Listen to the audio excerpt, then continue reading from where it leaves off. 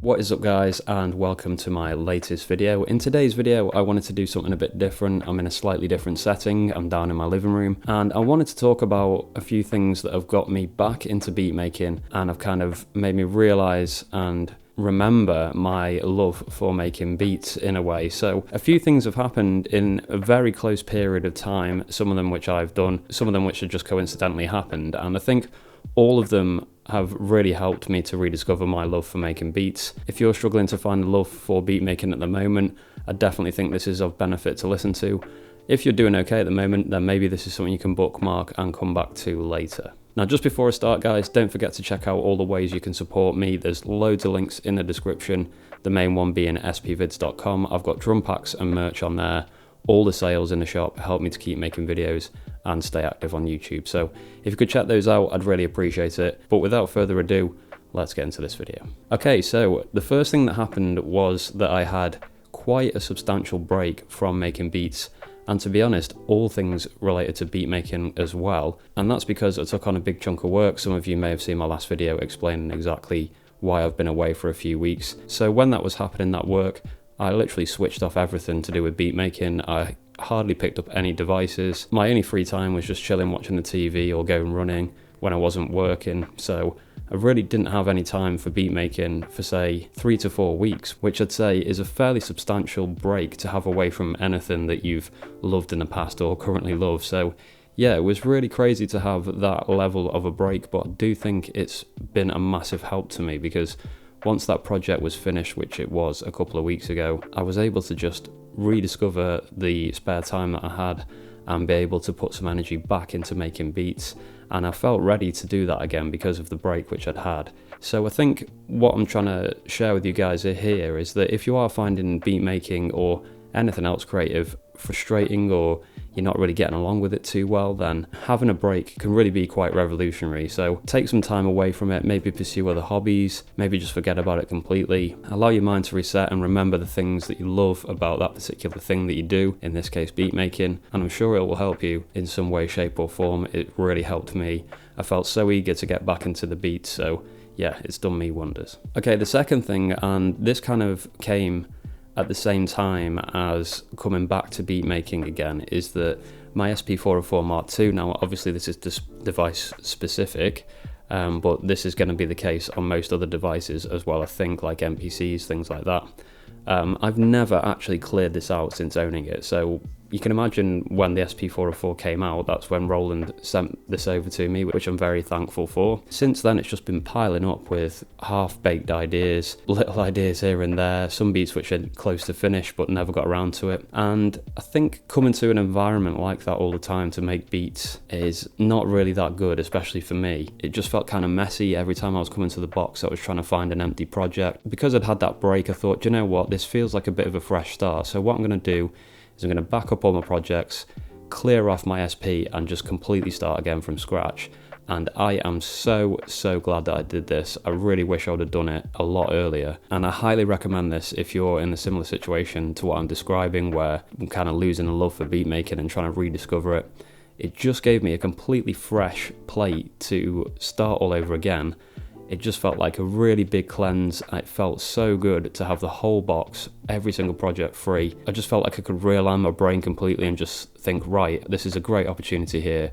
I can start again, I can start making beats. And yeah, I definitely recommend it if you're looking for a fresh start, basically. So I backed up all my projects before I did it, just in case I remember anything that I want to salvage. But on the whole, I have no regrets whatsoever of clearing all that stuff off. It really has just felt like tidying up a dirty room in some respects. I think that's a good analogy for it. I've got a much cleaner space on the SP now to come and work at, and it feels cleaner, it feels better.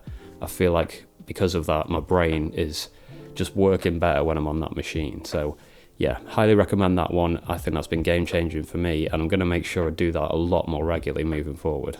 Okay, the third thing, and this I think is also very important, and it's something that I've been pretty bad with in the past, and I'm sure some of you out there will be able to relate to this. So when I'm making beats, in the past I've been kind of all over the place with the kind of style of beat making that I've been doing. And I think that's because in my younger years, and even up until relatively recently, I do get quite easily influenced by things. And that's not necessarily a bad thing on the whole, but I think when you're a creative person, it can almost become a bit of a distraction in some ways, and it can kind of stifle your own creativity because you're trying to do so many different things that it's hard to almost get good at any of them. So, for example, I'd listen to 1-2, he's one of my biggest inspirations, and I'd try and start making beats like him. I think, yeah, I want to make beats like that, they sound really cool.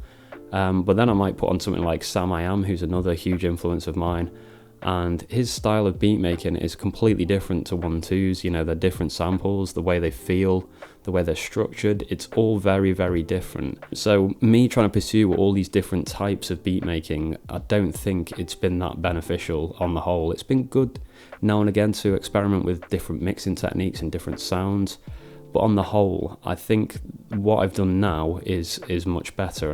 And what I have done is decided to go back to the very roots of why I started making beats, even before I started SP Vids. I was interested in beats because of boom bap and hip hop, so I think I really need to come back to that style, and that's what I have been doing over the past couple of weeks. You may have seen on my social media channels, I've been doing a lot more sort of upbeat and energetic boom bap type stuff, really moved away from the jazzy lo-fi that I used to do, and I think that's just more me, and it feels like more authentic and real.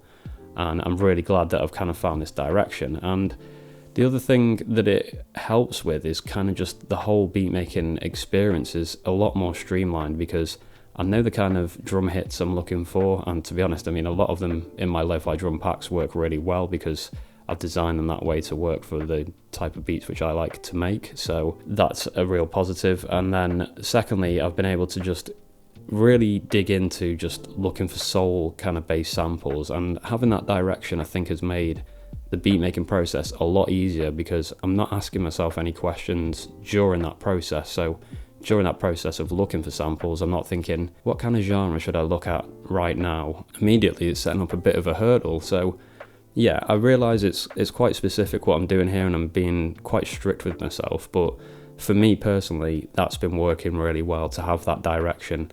And I'm going to continue along this path a bit harder now and just keep digging around this kind of genre and trying to improve as I go along and create more beats. So yeah, if you're similar to me, if you've got a kind of scattergun approach to making beats and you keep finding that you're making all different styles of beat, then maybe try and just choose one specific sound and head towards that and see where you can take that. That's what I'm doing at the moment, and I'm finding the beat making experience a lot more enjoyable because of it. Okay, the fourth and final point, now this is again a little bit specific to the Mark II, but you can get these for other devices as well, and that is the skin on my SP404 Mark II. Now, if you look here at the moment, you can see there's quite a different look going on from what you might have been used to. I have this Crema Cafe non-adhesive skin on at the moment, which is kind of like a Simpsons-y kind of donut vibe, and the reason I've finally been able to change the skin on my SP is because I've sold out of the custom skins which I was selling through my shop. So I teamed up with Crema Cafe and sold my own custom skin, which was Akira themed. But the problem with it was that I had to keep that skin on my SP for however long it took to sell out those skins, because I needed to be able to show you guys, I needed to be able to market it to you. And obviously I love the skin, I think it's a really cool design, and when I first got it, it was absolutely amazing, but I didn't think I would have that on my device for so long. So I think it's been at least over a year, maybe even a couple of years of me having that skin on the SP.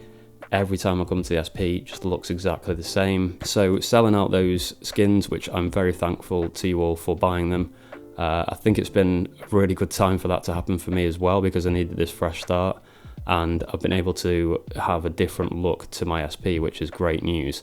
Now, one thing which is really cool about these non-adhesive skins, now this is just sat on the top, there's no glue or anything, it just uses the bolt holes to stay on. Obviously you can just change these whenever you want, they're completely interchangeable. You could even change it multiple times a day if you wanted to, if you were that way inclined.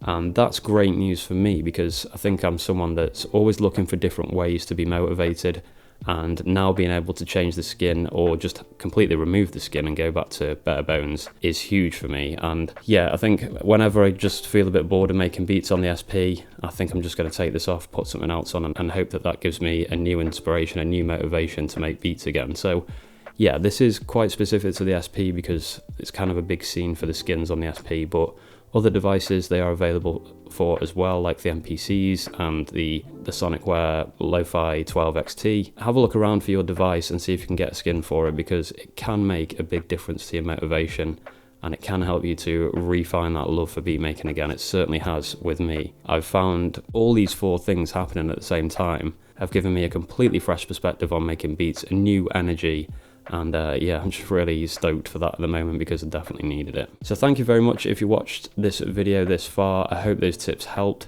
I'm hoping to do more videos in this kind of style, so give me a thumbs up if you like this one, and leave a comment below if you want me to do more like this. Apart from that, guys, don't forget to check out the links in the description. Huge shout out to all my members.